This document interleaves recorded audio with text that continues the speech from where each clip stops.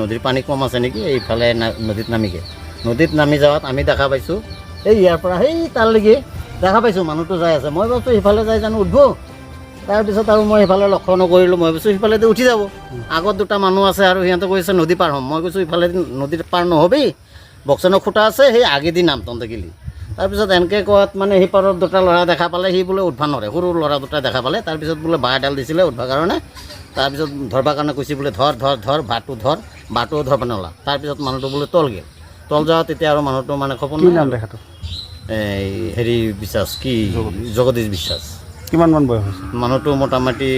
50 ঘৰ তেখেতৰ ঘৰ অৰিজিনেল ঘৰ টংলাত ইয়াতে বিয়া কৰাইছে তাৰমানে ল'ৰাও আছে দুটা এনেকৈ আৰু এতিয়ালৈ উদ্ধাৰ হোৱা নাই নাই